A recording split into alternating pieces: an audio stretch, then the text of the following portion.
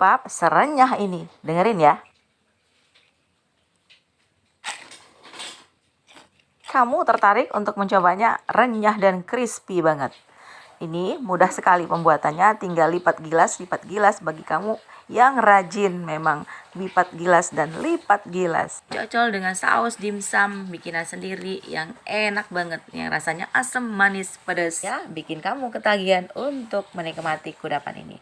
Hai, Assalamualaikum warahmatullahi wabarakatuh. Jumpa kembali dengan saya, Lena Ibrahim. Kali ini kita akan membuat sebuah resep yang udah lama banget ya resep ini ya di kelas bimbingan aku dulu. Tapi kita coba lagi membuatkan berupa video. Langsung aja kita buat sama-sama. Pertama kita siapkan tepung terigu protein sedang. Kemudian gula, garam. Resep nanti aku ketik di kolom deskripsi ya. Cek di sana ya teman-teman. Kemudian aku tambahkan margarin 40 gram. Kali ini aku pakai korspetnya juga 40 gram. Kita campur di adonan. Boleh kalian ganti sama mentega putih. Aku biasanya pakai mentega putih ya teman-teman. Karena ini aku lagi nggak ada stok, aku pakai korspet aja. Kemudian kita aduk rata sampai berbulir-bulir. Tambahkan sedikit air es. Nah, sedikit-sedikit kita ulenin sampai tidak lengket di tangan atau kalis ya teman-teman. Aku pindahkan ke meja kerja teman-teman biar enak nanti ketika aku nguleninnya. Karena di dalam ini agak susah nguleninnya.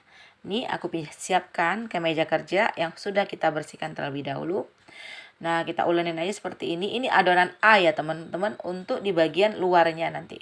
Setelah kalis, kemudian adonan ini kita bungkus plastik wrapping, kita masukkan dalam kulkas atau kita istirahatkan. Lanjut kita membuat adonan yang B. Dan kita buat adonan B, tepung terigu protein sedang 200 gram, margarin 40 gram, korspet lagi 40 gram. Bisa kita ganti margarin putih ya.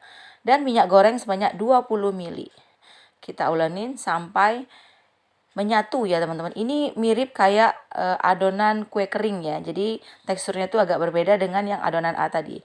Ini untuk di dalam adonan nanti ya teman-teman. Nah, kita ulenin saja seperti ini sampai menyatu. Kita bulatkan seperti ini, baru kita bungkus sama plastik wrapping. Kita istirahatkan juga supaya lebih lentur, lebih menyatu gitu ya teman-teman. Jadi lebih enak nanti ketika digabungkan atau dimasukkan di adonan A. Kemudian kita keluarkan adonan yang sudah kita simpan di kulkas tadi sekitar 30 menit. Kalau yang nggak punya kulkas di suhu ruang aja nggak apa-apa teman-teman. Nah, kita keluarkan bersamaan. Kemudian masing-masing adonan kita bagi 4 ya teman-teman. Baru kita bunderkan.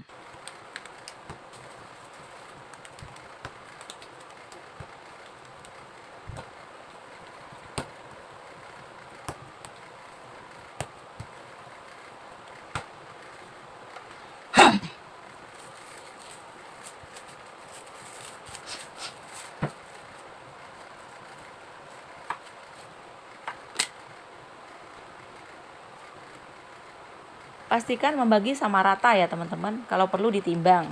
Adonan ini nanti setelah digilas lipat 2 kali nanti akan kita iris menjadi 6 bagian. Jadi ini semua satu resep ini akan jadi sekitar 24 piece seperti yang ada di video awal ya teman-teman. Dan adonan A kita pipihkan seperti ini.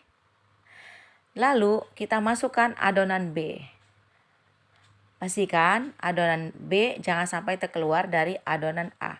Jadi ketika menguncinya betul-betul harus kuat ya teman-teman. Kita bulatkan aja seperti ini. Nah, baru kita sisihkan. Untuk selanjutnya kita mengerjakan semuanya. Setelah selesai semua nanti barulah kita akan ngerol teman-teman. Nanti mulai dari yang pertama ya teman-teman, diingat yang mana yang pertama kali setelah kita bulatkan itu yang di-roll duluan.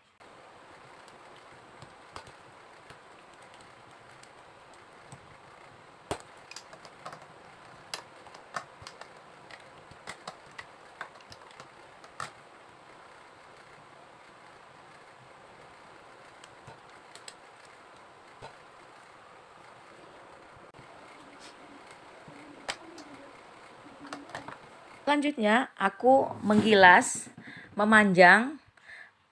Pastikan adonan B jangan sampai terkeluar, hati-hati ya teman-teman. Kalau ada mau bocor-bocor boleh ditambahkan terigu.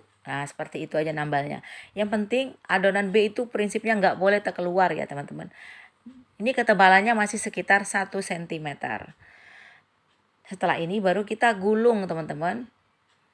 Kemudian kita selesaikan semuanya. Setelah selesai semua nanti baru kita lanjut gilas dan gulung lagi yang kedua. Jadi ini 2 kali gilas dan 2 kali gulung sebelum kita iris ya teman-teman. Gulung memanjang sambil dipadatkan.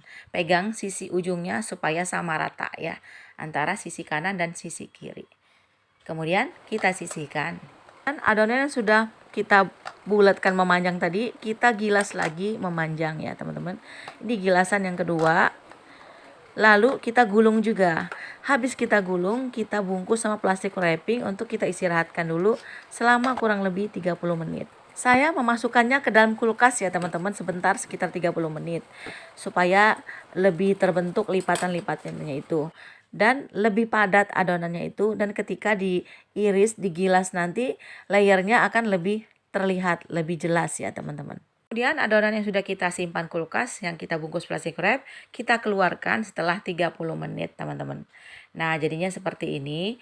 Kemudian ini kita iris menjadi 6 bagian.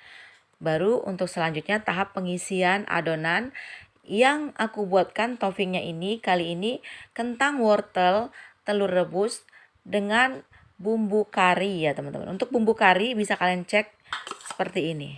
Bumbu kari ini harus disangrai dulu supaya lebih wangi ya teman-teman. Barulah kita blender kering seperti ini. Kita gunakan di masakan-masakan kita. Jadi mau masak daging, masak ayam, atau masak kari. Untuk isian kari pap tinggal keluarkan stok kita. Buat teman-teman yang males buat, tinggal beli aja, ada merek kupu-kupu ya, bumbu kari itu bisa kalian tambahkan.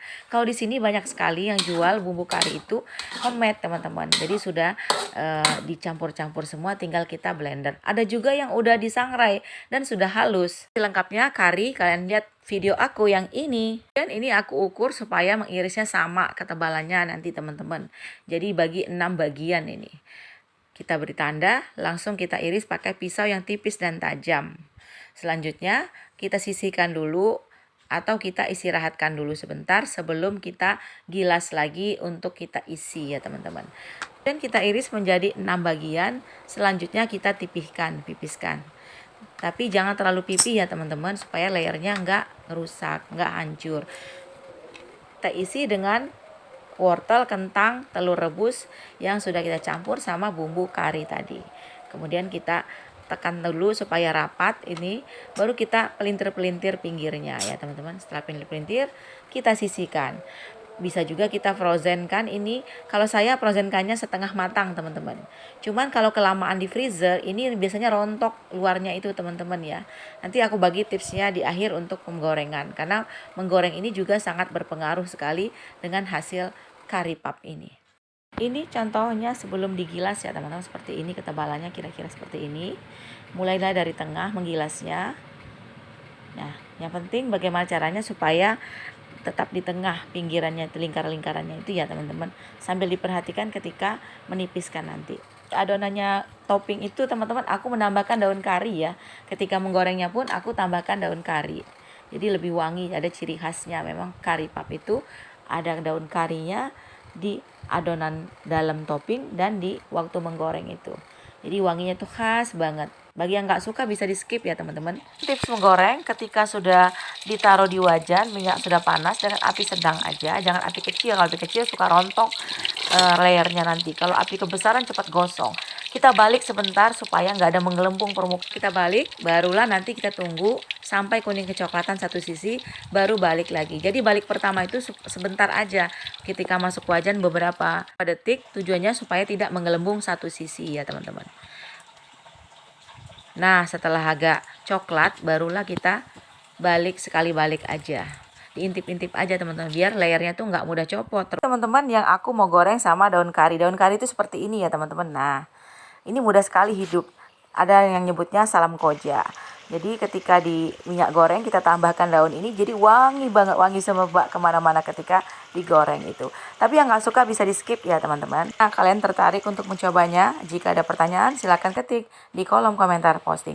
Yang belum subscribe, monggo di subscribe asal agar dapat resep-resep terbaru dari saya. Mohon like, share, and comment. Terima kasih sudah menonton sampai akhir. Assalamualaikum warahmatullahi wabarakatuh.